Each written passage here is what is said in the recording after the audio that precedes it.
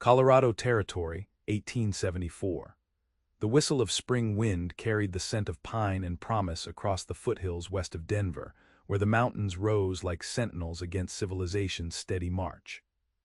For Thomas Prentice, the open country was the only place a man could breathe free, unburdened by the weight of attachment. At 25, he'd already learned the hard lesson that loving anything in this unforgiving land only gave you something to lose. Thomas adjusted his Stetson against the morning glare, squinting at the distant cattle grazing peacefully beneath a cloudless sky. 3 years on the Circle J ranch had earned him the respect of the other hands and even old Jackson himself, but Thomas kept his distance, joining in card games and sharing work, but never his thoughts. His handsome face, tanned by sun and marked with a thin scar along his jaw, rarely betrayed emotion.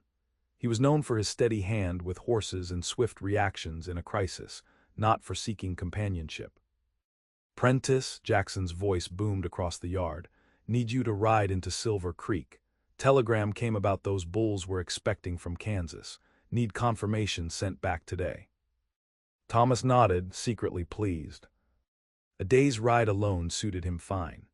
Silver Creek was growing faster than most frontier towns, already boasting a hotel, general store, and even whispers of a proper schoolhouse by year's end.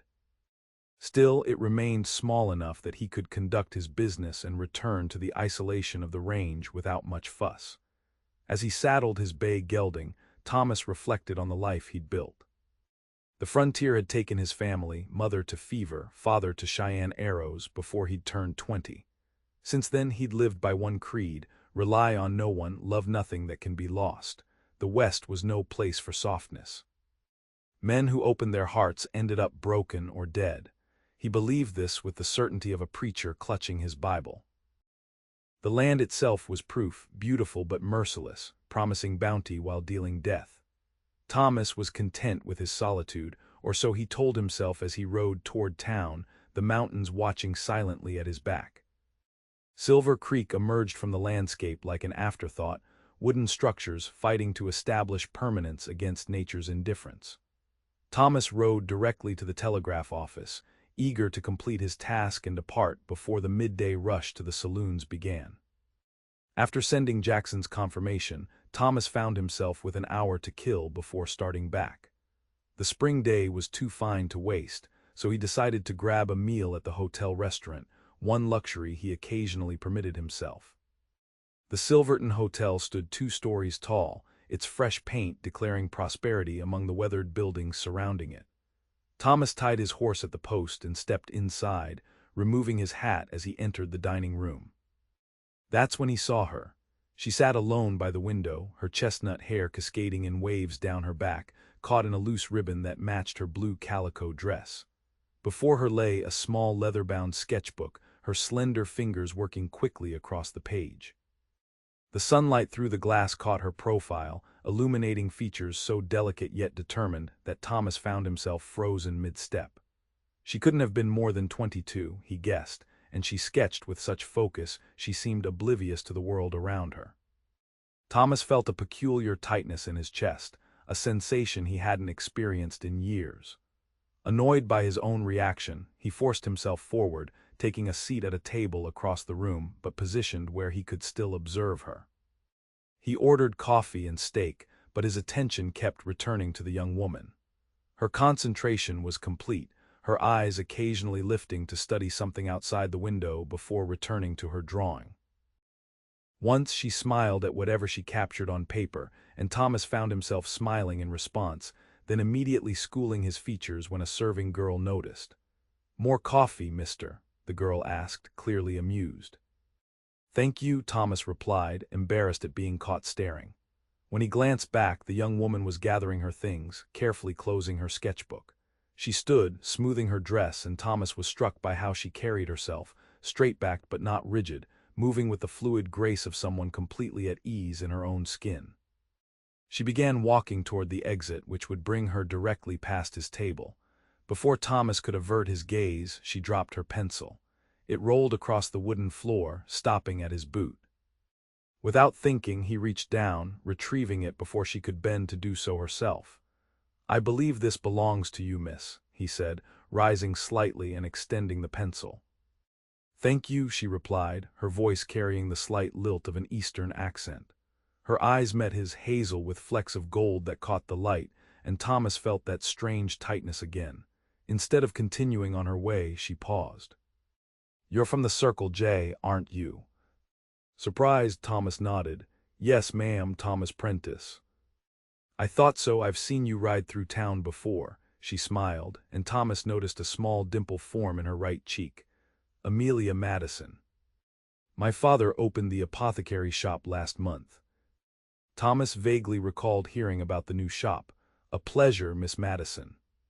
She clutched her sketchbook closer, and Thomas found himself curious about what filled those pages. The question escaped before he could catch it. "You're quite focused on your drawing, must be something special outside." Amelia glanced down at her book, then back to Thomas with a curious expression, half embarrassment, half amusement. "Actually, I was sketching someone, not something." Thomas's gaze shifted to the window, seeing only the main street with its usual traffic of wagons, horses, and pedestrians. Curiosity gnawed at him.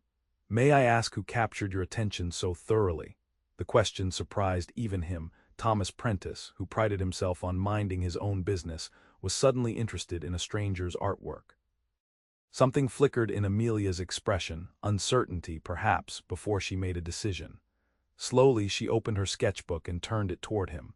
There on the page, rendered with remarkable skill, was a man's face. Strong jawline, intense eyes beneath a broad-brimmed hat, a thin scar along one cheek. It took Thomas a moment to realize he was looking at himself, captured in profile as he'd ridden into town earlier. "I hope you don't mind," Amelia said, watching his reaction carefully. "I've been practicing portraiture and you have interesting features." Thomas stared at the drawing, then at Amelia, completely disarmed. No one had ever found him worthy of artistic attention before. He didn't know whether to be flattered or concerned. "That's quite a talent you have, Miss Madison," he finally managed, his voice rougher than intended. "Though I can't imagine why you'd waste it on a dusty cowhand." "Art isn't wasted when it captures something true," she replied without hesitation. "And there's a story in your face that intrigued me." Their eyes met again, and Thomas felt a warning inside. This was dangerous territory. Connection, interest, these were pathways to vulnerability he'd sworn to avoid, yet he couldn't look away. "Would you care to join me?" he heard himself asking, gesturing to the empty chair across from him. "I'd be interested to hear what story you think you found." Amelia hesitated, glancing toward the door as if remembering an obligation, before nodding. "For a few minutes, perhaps. Father is expecting me back soon." As she settled across from him, Thomas knew he was breaking his own rules. But something about Amelia Madison made him wonder, for the first time in years, if his carefully constructed isolation was truly keeping him safe, or merely keeping him lonely. The afternoon sun slanted through the windows as they talked. Amelia explained how her father, a widower, had moved them west from Pennsylvania after receiving an offer to establish the town's first proper apothecary. "Father studied medicine before the war," she explained, "but his hands were damaged at Gettysburg. He can mix remedies and advise patients, but delicate work is difficult for him now." Thomas nodded, understanding the unspoken. "So your hands help where his cannot." Amelia smiled, pleased by his perception. "Yes, I assist with preparations, keep the ledgers, and sometimes sketch medicinal plants for his reference." She tapped her sketchbook. "But I also draw for pleasure. The West offers endless subjects, the landscapes, the people. Everyone here seems to have come from somewhere else, carrying their stories with them." "And what story did you see in me?" Thomas asked, still uncertain why she'd chosen him as her subject. Amelia studied him, her gaze direct in a way few women's were. Capability, strength, but also, she paused, considering her words carefully, solitude, not loneliness exactly, but a deliberate distance. "As if you've drawn a line between yourself and everything else." Thomas felt exposed, uncomfortable with her accuracy. "The frontier demands self-reliance, Miss Madison." "Of course," she agreed. "But there's a difference between self-reliance and isolation." Before Thomas could respond, the clock chimed the hour and Amelia started. "I should go. Father will worry." She gathered her things quickly but paused before standing. The apothecary hosts a social gathering every other Friday evening. Nothing elaborate, just tea and conversation for new neighbors to become acquainted. "We're having one tomorrow. You'd be welcome, Mr. Prentice." Thomas's instinct was to refuse politely. Socializing was exactly the kind of entanglement he avoided. But looking at Amelia's hopeful expression, he found his resolve weakening. "I appreciate the invitation, but ranch duties keep me occupied," he said, the familiar excuse ready on his lips. Something like disappointment crossed her face, quickly masked. "Of course, another time perhaps," she stood gracefully. "Thank you for the company, Mr. Prentice." "Thomas," he corrected, surprising himself again. "Thomas," she echoed with a small smile, "and I'm Amelia to my friends." As she walked away, Thomas realized he'd finished neither his coffee nor his steak. More troublingly, he was already reconsidering his refusal of her invitation. The ride back to the Circle J should have cleared his head. Instead, Thomas found himself replaying their conversation, remembering the way sunlight caught in Amelia's hair, how her fingers moved confidently across the page. Most unsettling was how easily she'd seen through him, recognizing his deliberate isolation for what it was. By evening, Thomas had made a decision that defied years of careful detachment.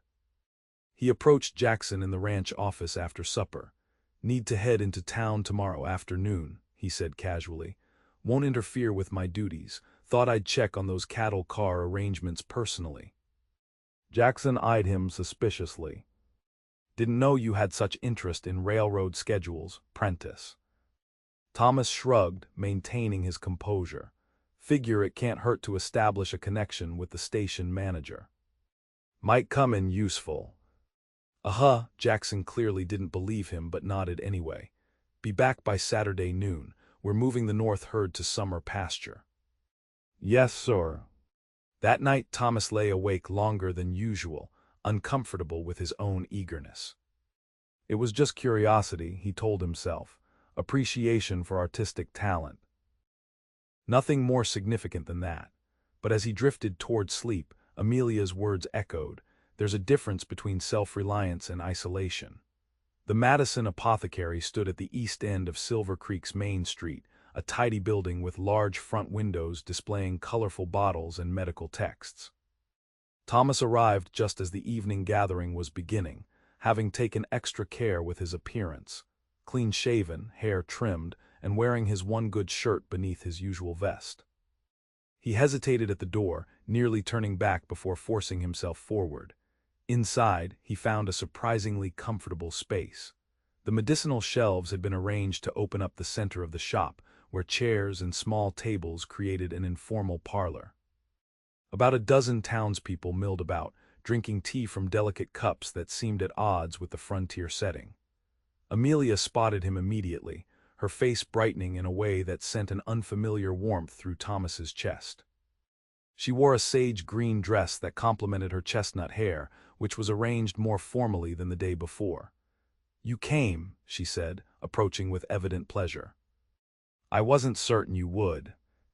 "Neither was I," Thomas admitted, suddenly self-conscious among the merchants and their wives. "Let me introduce you to my father," Amelia said, gently taking his arm to guide him through the gathering. "Dr.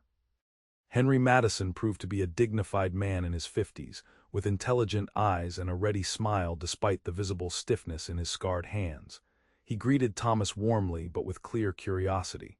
"A Circle J man, eh? Jackson runs a tight operation, good reputation." He studied Thomas with the assessing gaze of a physician. "What brings you to our little social, Mr. Prentice? Can't imagine cattle talk is your primary interest tonight." Thomas felt color rise in his face.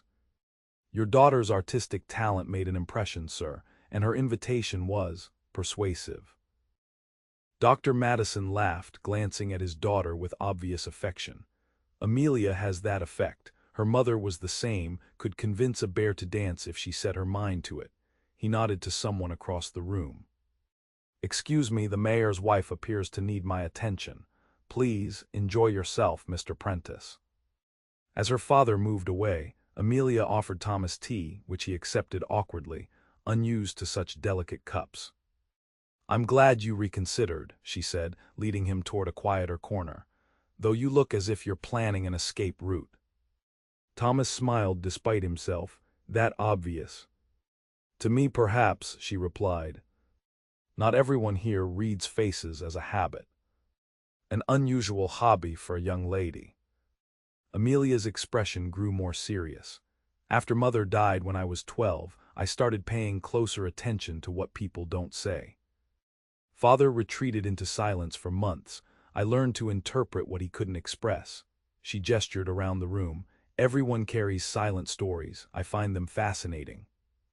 And what does my face tell you tonight? Thomas asked, genuinely curious. That you're uncomfortable in crowds but making an effort. That you're observant. You've noted every exit and positioned yourself with your back to the wall. That you've known hardship but not cruelty. Thomas stared at her, once again struck by her perception. You see a great deal, Amelia. Only what people show, whether they intend to or not. She hesitated, then added more softly, you also look as though you've been alone a very long time. The accuracy of her observation struck too close. Thomas felt his defenses rising. The frontier's no place for softness. Men who forget that don't last long. Is that why you keep to yourself, for survival? I've buried enough people to know attachment is a luxury I can't afford, Thomas replied, his voice lower than intended. Amelia studied him without judgment. I understand. But there's survival and then there's living, Thomas. They're not always the same thing. Before he could respond, a commotion erupted near the front of the shop. A red-faced man burst through the door, supporting a boy of about 12 whose arm hung at an unnatural angle, face contorted in pain. Doc Madison, the man called desperately. My boy fell from the hayloft, arms broke bad. The social gathering dissolved instantly as Dr. Madison took command, directing the man to bring his son to the back room. Amelia immediately moved to assist, all trace of the gentle conversationalist replaced by efficient purpose. Thomas, she called over her shoulder, could you help clear these people out? Father will need space to work. Without hesitation, Thomas began ushering the concerned townspeople toward the door, his natural authority making the task easier than expected. Once the shop was cleared, he moved to the back room, where Dr. Madison was examining the boy's arm while Amelia prepared supplies. Compound fracture, the doctor muttered. We'll need to set it before infection takes hold. He glanced up, noticing Thomas. Mr. Prentice, good, strong hands needed, come hold him still. For the next hour, Thomas assisted as doctor. Madison, despite his damaged hands, skillfully realigned the broken bone, while Amelia provided instruments and comfort to the frightened boy. Thomas was impressed by their teamwork, father and daughter communicating with minimal words, moving in practice coordination. When the arm was finally splinted and bandaged, the exhausted boy drifted to sleep under the effects of laudanum. His father, a rancher named Wilkins, shook Thomas's hand gratefully. Appreciate the help, Prentice. Boy wouldn't have stayed still without you holding him. After Wilkins settled his account and arranged to return the next day, quiet fell over the apothecary. Dr. Madison sank heavily into a chair, flexing his scarred hands. Well, that concludes our social event more dramatically than anticipated, he said with a tired smile. Thank you for your assistance, Mr. Prentice. You have a steady presence in a crisis. Least I could do, sir. The doctor rose with a slight grimace. I must record the treatment. Amelia, perhaps you could see Mr. Prentice out and thank him properly for his help. Alone with Amelia in the front of the shop, Thomas found himself oddly reluctant to leave. The evening had not gone as expected, but watching her work with such calm efficiency had revealed dimensions to her he found compelling. I should apologize, Amelia said, brushing a loose strand of hair from her face. This wasn't quite the pleasant social evening I promised. No need for apologies, it was illuminating. Oh, she raised an eyebrow. Seeing you and your father work together, you're quite skilled." Amelia's expression softened. Necessity teaches quickly. After Gettysburg, father needed hands that could do what his couldn't. I was 15 and determined to be useful. Thomas nodded, understanding all too well how hardship forged capability. "You've built something valuable here. The town's fortunate to have you both." "Thank you," she hesitated, then added, "I enjoy our conversations, Thomas. Would you consider returning?" "Not for a social gathering, but perhaps," she glanced toward a small desk near the window, "I could sketch you properly sometime, with better light." Thomas knew he should refuse. Every instinct warned against forming connections that would inevitably lead to pain. Yet standing there, looking at Amelia's hopeful expression, he couldn't bring himself to retreat behind his carefully constructed walls. "I'd like that," he said simply. The smile that illuminated her face made something long dormant stir within him, a dangerous feeling he'd thought permanently extinguished. Hope. Over the next few weeks, Thomas found himself riding into Silver Creek with increasing frequency. His visits always had plausible explanations: errands for the ranch, supplies needed, messages to deliver. But invariably, he found his way to the Madison apothecary. Sometimes he arrived to find Amelia assisting her father with patients. Other times she was alone, managing the shop while Dr. Madison made house calls. On those occasions they talked freely, about her life in Pennsylvania before the war, his experiences driving cattle north to the railheads, books they'd read, and dreams half forgotten. During one visit in late May, Amelia finally persuaded Thomas to sit for a proper portrait. She positioned him near the large front window, where afternoon light illuminated his features. "Try to relax," she instructed, setting up her sketchbook. "And please stop looking like I'm about to extract a tooth." Thomas laughed despite himself. "Sorry, not used to being studied so carefully." "Somehow I doubt that," Amelia replied lightly. "I've seen how the widow Jenkins looks at you when you ride through town." "That's different," Thomas protested, feeling heat rise in his face. "Is it?" Amelia's eyes sparkled with mischief as she began sketching. "How so?" "She sees what any woman might, a man who can work hard and doesn't drink his wages." He shifted uncomfortably. "You see more than I intend to show." Amelia's pencil paused briefly. "Does that trouble you?" "That I see beneath the surface." Thomas considered the question seriously. "It should. I've spent years making sure no one looks too closely." "Why?" The directness of her question caught him off guard. Thomas found himself answering with unexpected honesty. "Because what's seen can be used or lost." He swallowed hard. "When the Cheyenne raided our homestead 6 years ago, I was in town getting supplies. Came back to find my father dead, defending what little we had. Mother took fever from a wound 2 weeks later." Amelia's face softened with compassion, but Thomas continued before she could speak. "I learned then that the West takes whatever you care about. Better not to care too much." "Oh, Thomas," she said softly, setting down her pencil, "I'm so sorry." "Don't want pity," he said gruffly. "It's not pity to recognize someone's pain," she replied. After a moment she picked up her pencil again. "But I understand. After Mother died, Father and I came west partly to escape the memories. Every street in Philadelphia held some reminder of her." Thomas nodded, grateful for her understanding. "Does it work, the escaping?" Amelia considered this as she sketched. Not entirely, but eventually the memories hurt less, and new experiences begin to matter more. She looked up, meeting his eyes directly. "Isolation isn't protection, Thomas. It's just another kind of loss."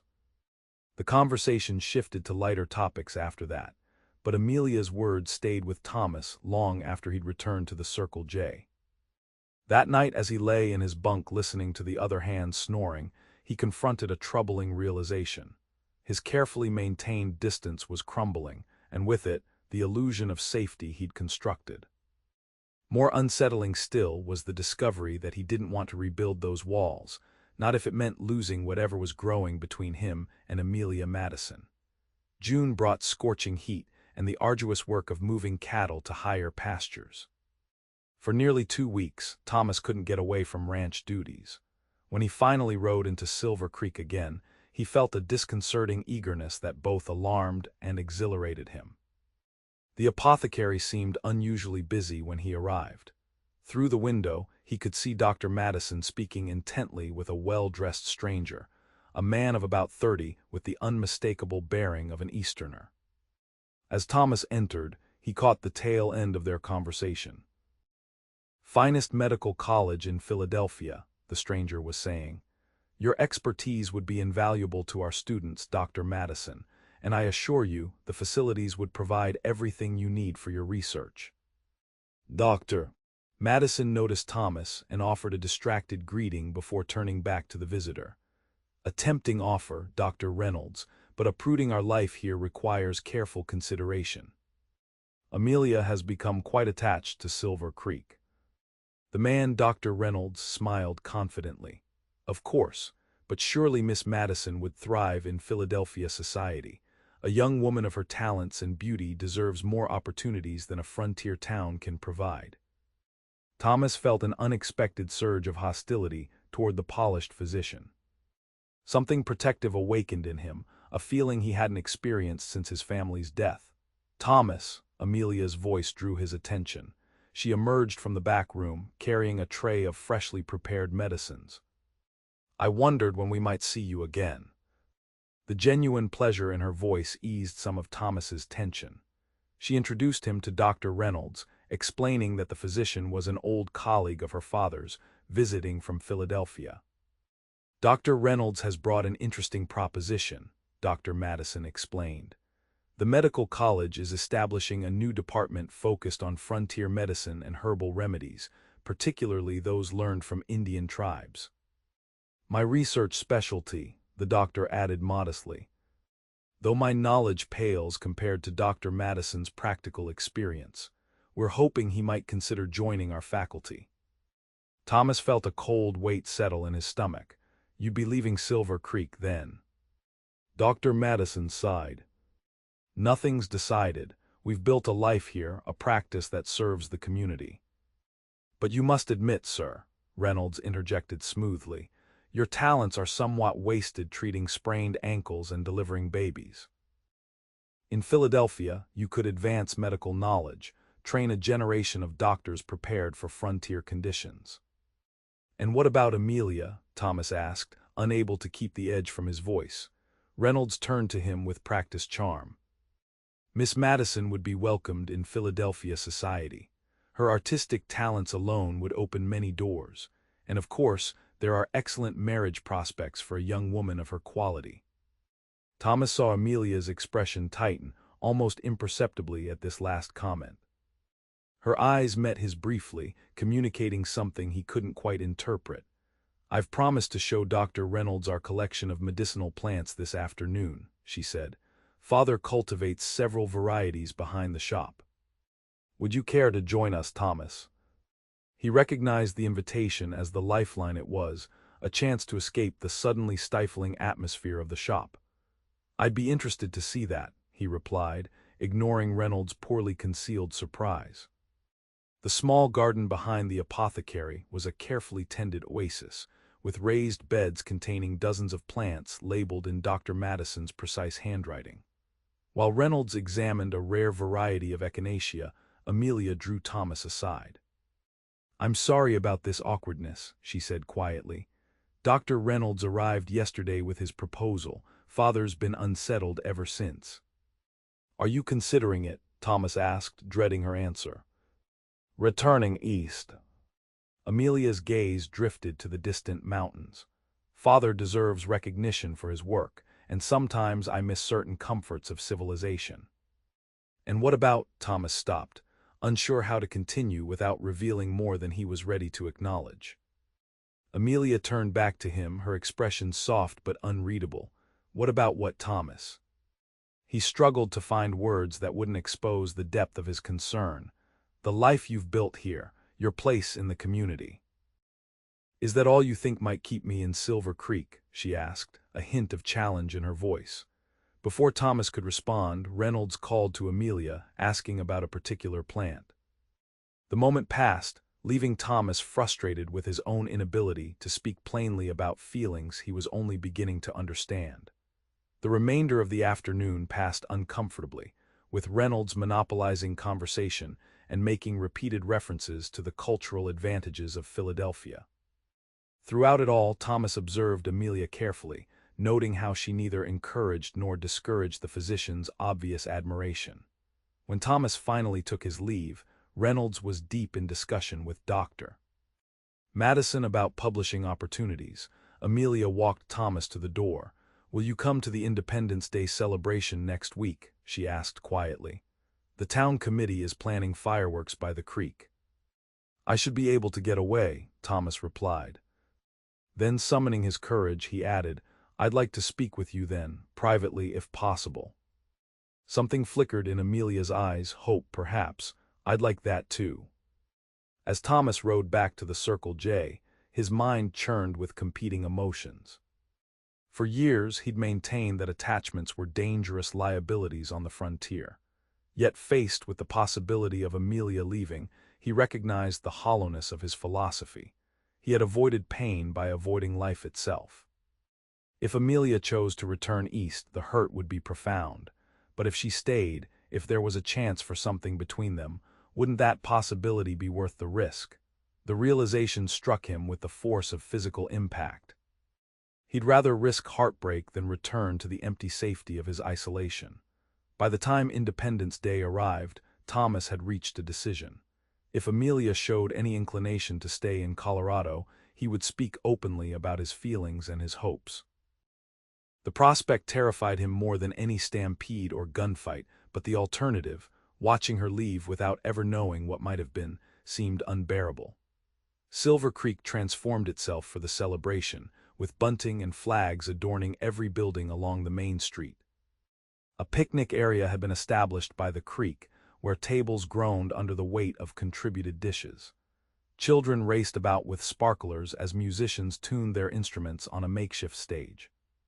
Thomas arrived in the late afternoon, wearing his best clothes and carrying a small package.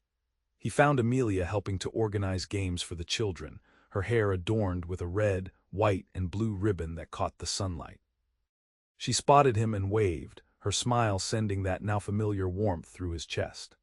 As she approached, Thomas was struck anew by how naturally she carried herself, neither affected like Eastern ladies nor hardened like many frontier women. "You came," she said, sounding genuinely pleased. "Promised I would." Thomas handed her the package awkwardly. "Brought something for you." Amelia opened it carefully, revealing a beautifully crafted leather case designed to hold drawing supplies. "Thomas, this is lovely," she said, running her fingers over the tooled design. "Had it made in Denver," he explained. "Figured your sketches deserve better protection than that worn book you carry." "Thank you." "It's perfect," her expression grew more serious. "I hope we might talk, but I should warn you, Dr. Reynolds is still here. Father invited him to join our celebration." Thomas nodded, hiding his disappointment. "I can be patient." As the afternoon progressed, Thomas found himself drawn into the community celebration despite his usual reticence. He helped judge a pie contest, demonstrated rope tricks for the children, and even reluctantly joined a three-legged race paired with the blacksmith's teenage son. Throughout it all, he kept Amelia in his peripheral vision, noting how she moved easily between groups, beloved by the townsfolk. Occasionally their eyes would meet across the gathering, and an unspoken understanding seemed to pass between them. Reynolds, however, remained a constant presence near Amelia, his attentions becoming increasingly obvious as the day wore on. Thomas observed with growing irritation how the physician inserted himself into conversations, touched Amelia's arm to emphasize points, and generally behaved like a man staking a claim. As twilight approached and preparations for the fireworks began, Thomas finally managed to find Amelia alone, organizing blankets for families to sit on during the display. "Need some help?" he offered. She smiled gratefully. "Always. Would you mind taking these down to the creek bank? The viewing area is being set up there." As they walked together, carrying stacks of blankets, Thomas searched for the right words to begin the conversation he'd been rehearsing in his mind. Amelia, about your father's opportunity in Philadelphia. There you are, Miss Madison. Reynolds' voice cut through the evening air. I've been looking everywhere for you. Your father suggested I escort you to view the fireworks. Thomas felt Amelia stiffen beside him. That's very kind, Dr. Reynolds, but I've already promised to help distribute these blankets. Surely your cowboy friend can manage that simple task, Reynolds replied dismissively. Come, the best spots will be taken soon. Thomas bristled at the condescension but held his tongue, waiting for Amelia's response. She straightened, meeting Reynolds' gaze directly. Mr. Prentice is not merely my cowboy friend, Doctor. He's someone whose company I value greatly, and I've been hoping to speak with him privately this evening. Reynolds' expression hardened. I see. Perhaps I misunderstood your father's indications about your availability. Perhaps you did, Amelia replied evenly. After Reynolds departed, visibly displeased, Amelia turned to Thomas with a sigh. I apologize for that unpleasantness. No need, Thomas assured her, feeling a surge of admiration for her directness. Your father seems to favor his suit, though. Father respects Dr. Reynolds professionally and believes he offers security. She spread a blanket on a grassy spot overlooking the creek. But he wouldn't force a choice on me. They sat side by side as darkness gathered and stars emerged above the mountains. Around them, families settled in anticipation of the fireworks, creating a bubble of privacy within the public gathering. You wanted to speak with me, Amelia prompted gently. Thomas took a deep breath, gathering his courage. I've been thinking about what you said, about isolation being another kind of loss. Amelia nodded, waiting for him to continue. After my parents died, I convinced myself that caring for anything or anyone was too dangerous, that the frontier would just take it away. He stared at the darkened creek, finding it easier than meeting her gaze. It seemed safer to want nothing than to risk losing everything again. And now, Amelia asked softly. Thomas turned to face her, moonlight illuminating her hopeful expression. Now I realize I've been half alive all these years. And it took meeting you to see it. The first firework exploded overhead, bathing them in momentary red light. Amelia's eyes never left his face. I can't offer what Reynolds can, Thomas continued. No city comforts or society connections, just a cowhand's prospects and a heart that's learning to trust again. Amelia reached for his hand, her touch sending warmth up his arm. Do you know why I sketched you that first day in the hotel? Thomas shook his head. Because I saw someone who carried himself like he needed no one, yet whose eyes told a different story. Another firework burst above them, blue sparks cascading down. I wanted to capture that contradiction, strength and loneliness together. And now, Thomas echoed her earlier question. Amelia smiled, the colored lights playing across her face. Now I see a man brave enough to challenge his own beliefs, a man I've grown to care for deeply. Thomas felt something tight inside him finally release. What about Philadelphia? Your father's opportunity. Father made his decision yesterday. He's declined the position. Her smile widened. Silver Creek is our home now, my home. Relief flooded through Thomas, followed immediately by determination. Taking both her hands in his, he spoke the words he'd been rehearsing. Amelia Madison, I can't promise an easy life. The West is still wild and ranching has its hardships. But I can promise to face whatever comes beside you, if you'll have me. Thomas Prentice, she replied, her voice steady despite the emotion in her eyes. I would rather build something true in this wild country with you than have all the comforts of Philadelphia without you. As fireworks illuminated the sky above Silver Creek, Thomas finally did what he'd been wanting to do for weeks. He leaned forward and kissed Amelia Madison, feeling her respond with equal feeling. When they parted, breathless and smiling, Thomas knew with absolute certainty that his years of isolation had ended. The frontier might still be dangerous and unpredictable, but facing it together seemed not just possible but right.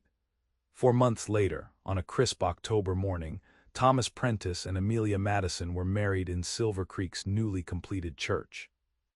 The entire town turned out for the celebration, along with the hands from Circle J Ranch. Old Jackson surprised everyone by offering Thomas the position of foreman, along with the use of a small house on the ranch property. Dr. Madison, beaming with pride, walked his daughter down the aisle and placed her hand in Thomas's with evident approval. After the ceremony, as guests gathered for the wedding dinner, Thomas found a moment alone with his bride. "Happy?" he asked, still sometimes wondering if this new life was merely a dream. Amelia reached into a pocket hidden in her wedding gown and withdrew a folded paper. "Completely," she replied, handing it to him. Thomas opened it to find the original sketch she'd made of him in the hotel dining room so many months ago. Beneath it, she'd written, "The moment I began to see beyond the surface." "I keep thinking about that day," Amelia said, watching his face. "If you hadn't noticed me drawing, if you hadn't asked who I was sketching." Thomas carefully refolded the precious drawing. "If I hadn't broken every rule I'd made for myself." "Exactly," she touched his face gently. "Sometimes the best things come from the questions we're afraid to ask." Thomas pulled her close, no longer afraid of attachment or loss or the frontier's harsh realities. The West might take many things, but it had also given him something he'd never expected to find: a partner to face whatever came, and the courage to live fully rather than merely survive. As they rejoined their celebration, Thomas reflected that the greatest risk wasn't in loving someone in this untamed land. It was in refusing to love at all.